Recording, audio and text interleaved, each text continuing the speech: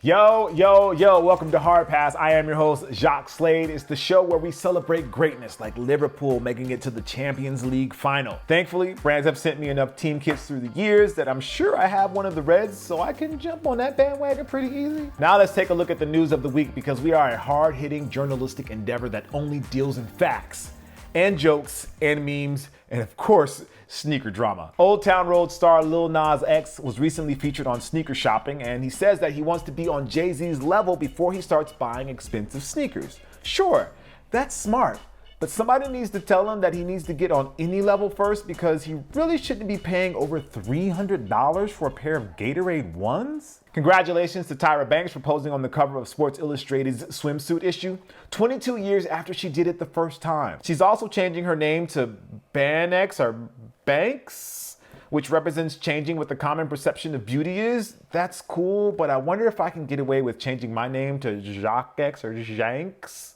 Researchers studied Pokemon fans who played the games both as kids and adults and found that they developed a Pokemon region in their brain that is more responsive when they see characters like Pikachu or Psyduck. I wonder what part of my brain responds when I see another Nike React Element 87 colorway. Some press outlets received 2 balloons in a giant DHL box as part of the marketing campaign for the upcoming It sequel. As a professional unboxer of boxes, I'm personally disappointed in all of these unboxings. Where's the camera setup? The fancy intro, banging on the table, the shocked face thumbnail. What a bunch of amateurs. May 9th is recognized as Goku Day in Japan. In celebration, fans have been posting art of the beloved hero who, along with the entire Dragon Ball franchise, have become very popular here in the US. If you don't believe me, check out some of the resale prices of the recent collab with Adidas. I mean, One Piece did a collab with Skechers and no one cared, and that's even more popular than Dragon Ball in Japan nowadays. But this little thread isn't about Goku because, let's be honest, he's not that deep of a character. Nope.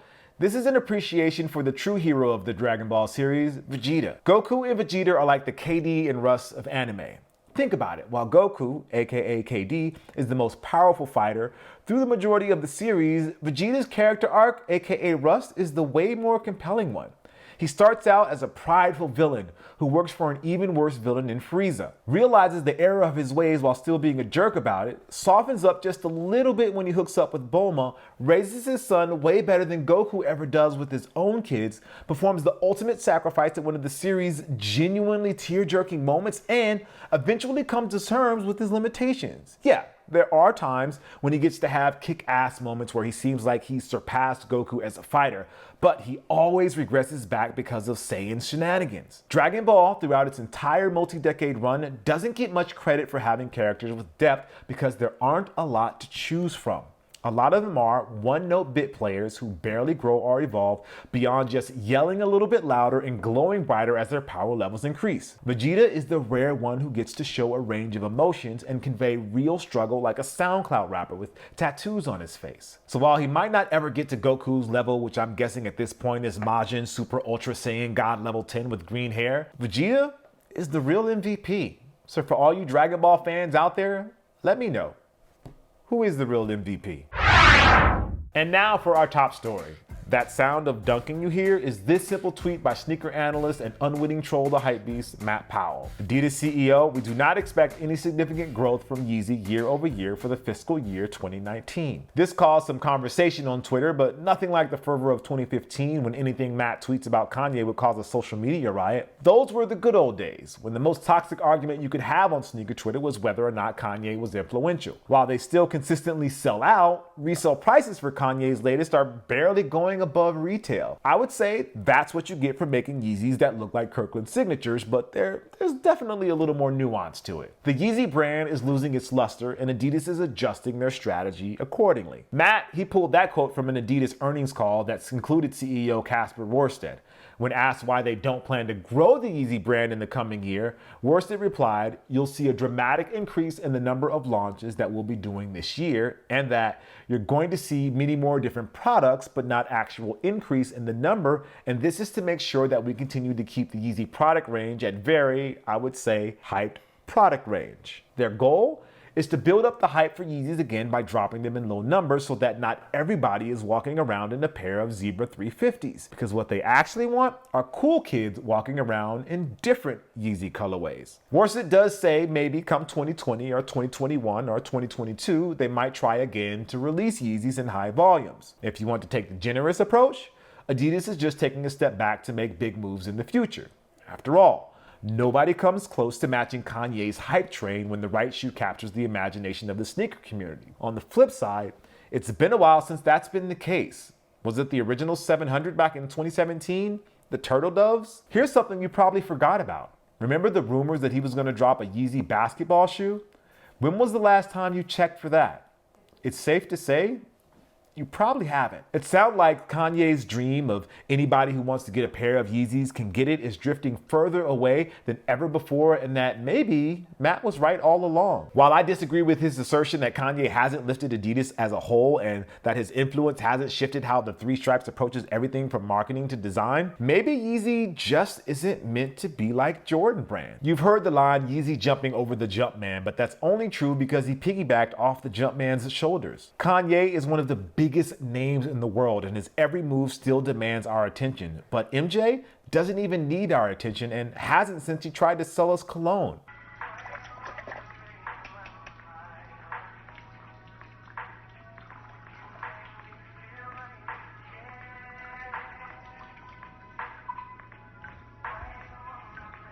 I'm not sure I would even try Kanye cologne. Then there's the part where Beyonce signed with Adidas, which gives us an excuse to look at this picture again. Kanye might be able to argue his worth above Pharrell, Pusha, and every artist on the Adidas roster, but he can't cross the Queen. If we thought Riri did numbers with Puma, whatever Beyonce touches at Adidas is going to be hyped and widely available to the hive. I don't say all of this to take anything away from Kanye.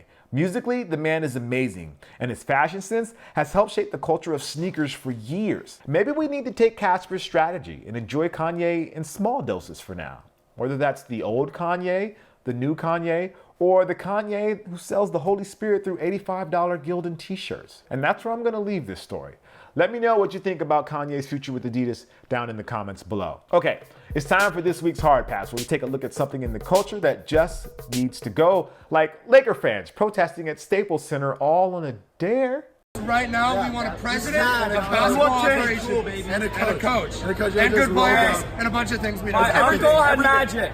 My brother had Kobe. I have LeBron. What's he brought me? Nothing. I want rings. Nothing. That's what we want. We want championships That's up what there, we want. in there. We want championships. We're We're basketball. Here to watch exciting basketball in at least we don't 4 want to watch years. the Clippers in the playoffs. No one even knows. We don't want to watch a first-round exit. Anyways, this week, Toronto Raptors guard Norm Powell lit up NBA Twitter when he compared his teammate Kawhi Leonard to one Kobe Bean Bryant. Sixers coach Brett Brown added some fuel by saying Kawhi's abilities are Kobe-like.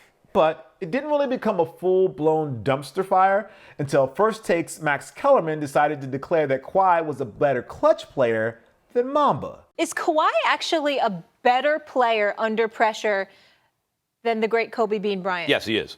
So under pressure, yes, Kawhi is better than Kobe was. I think that's ridiculous. As you can tell from Stephen A. Smith and Jay Williams' reaction, it was such a nuclear hot take that you could film a season's worth of hot ones with it. By the way, I'm still waiting for my invite, Sean. Any day now, I'm ready. So our hard pass goes to Max's take that today, in the year of our Lord 2019, Kawhi is better than Kobe in the clutch.